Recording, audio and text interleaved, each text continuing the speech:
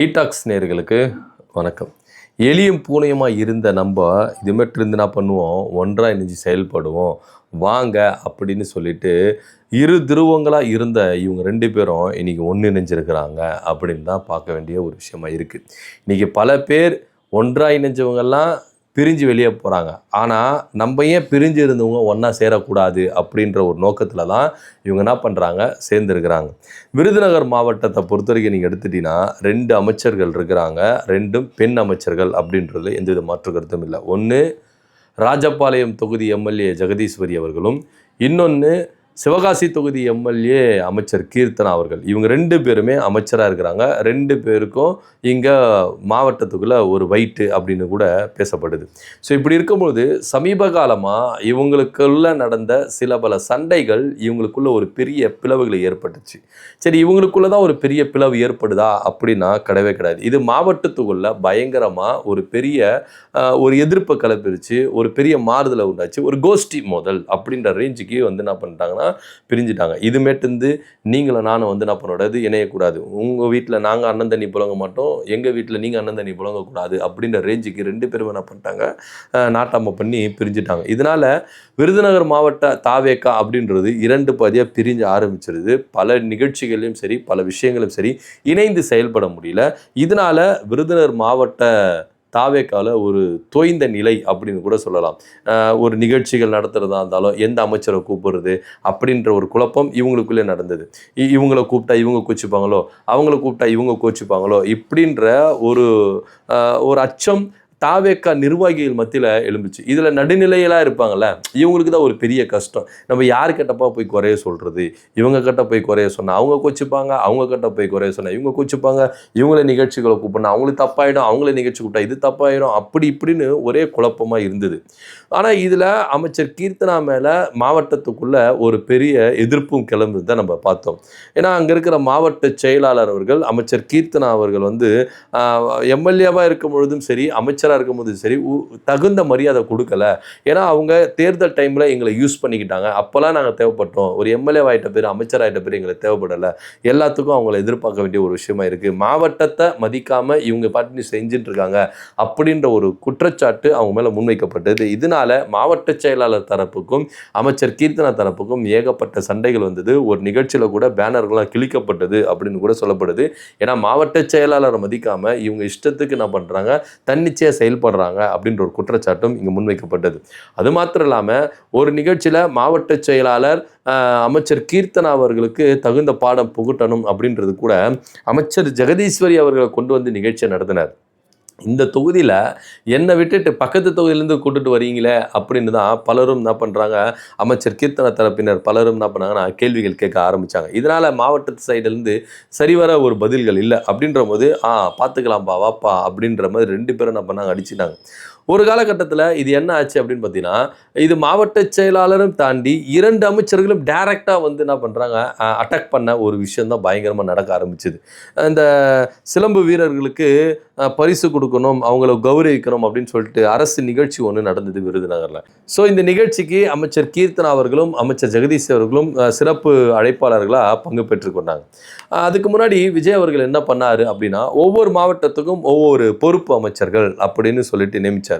அந்த மாவட்டத்துக்கு அவங்க தான் பொறுப்பு, அந்த அமைச்சர் தான் பொறுப்பு, அவங்க தான் பதில் சொல்லணும் அப்படின்னு சொல்லிட்டு தான் ஒவ்வொரு பொறுப்பு அமைச்சர் என்ன பண்ணார், நியமித்தார் விஜய் அவர்கள். அந்த வகையில் விருதுநகர் மாவட்டத்துக்கு ஜெகதீஸ்வரி அவர்கள் தான் பொறுப்பு. அந்த மாவட்டத்தில் என்ன நடந்தாலும் ஏது நடந்தாலும் அந்த அம்மா தான் நம்மளுக்கு எல்லா இன்டிமேட்டும் சொல்லணும் அப்படின்ற ரேஞ்சுக்கு பொறுப்பு அமைச்சராக ஜெகதீஸ்வரி அவர்களை விருதுநகர் மாவட்டத்துக்கு விஜய் அவர்கள் நியமித்தார்.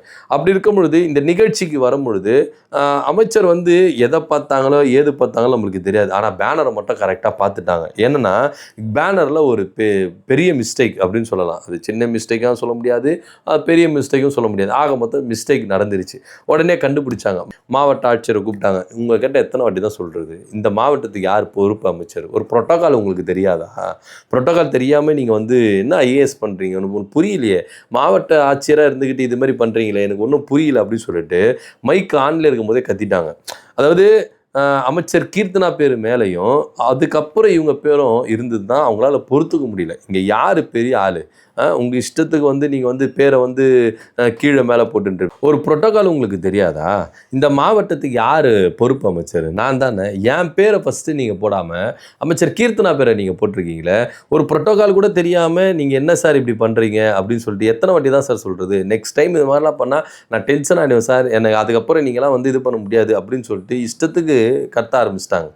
ஸோ இது அமைச்சர் கீர்த்தனா அவர்களுக்கு தெரிய வரும்போது இவங்களுக்குள்ள ஏகப்பட்ட சண்டைகள் வருது.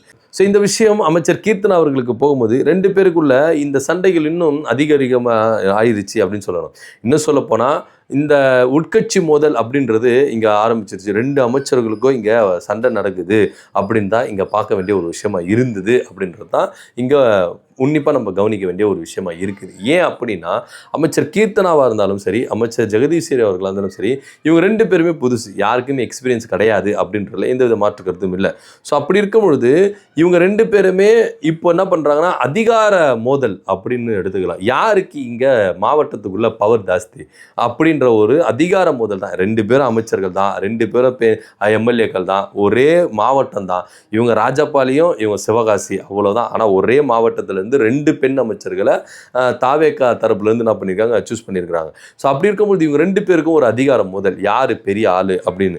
ஸோ அந்த வகையில் இந்த மாவட்டத்துக்கு பொறுப்பு அமைச்சர் நான்ற முறையில் என் பேரை தான் நீங்கள் முதல்ல போட்டிருக்கணும், என் பேரை கீழே போடுறீங்க, இது எந்த அளவுக்கு நியாயம் அப்படின்னு பொங்கி எழுந்தாங்க ஜெகதீஸ்வரி அவர்கள். ஸோ அதுக்கப்புறம் இங்கே அமைச்சர் கீர்த்தனா தரப்புலேருந்து என்ன பண்ணாங்க, ஏகப்பட்ட சண்டைகள் இருந்தது. ஸோ இந்த மாதிரி விஷயம் ரொம்ப பூதாகரமாக கிளம்பி செய்திகள்லாம் வெளியே வந்து ஆரம்பிச்சிது. உடனே என்ன பண்ணிச்சு, தலைமைக்கு இந்த விஷயம் போனதுனால 2 பேரையும் கூப்பிட்டு வச்சு லெஃப்ட் ரைட்டுன்னு வாங்கியிருக்கிறாங்க.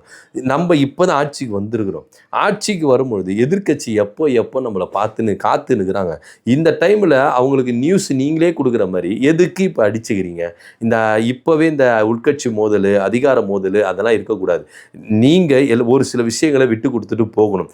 எதுவாக இருந்தாலும் தலைமைக்கிட்ட சொல்லுங்கள், நாங்கள் பார்த்துக்குறோம். அதுக்கு முன்னாடி நீங்களே வந்து ஒரு சில டிசிஷன்லாம் எடுக்கக்கூடாது. தேவையில்லாமல் பொது இடங்களில் வார்த்தைகளை விடாதீங்க, பேசாதீங்க அப்படின்னு சொல்லிட்டு தலைமை 2 பேரும் கூப்பிட்டு என்ன பண்ணியிருக்கு, லெஃப்ட்டு ரைட்டு வாங்கியிருக்கு.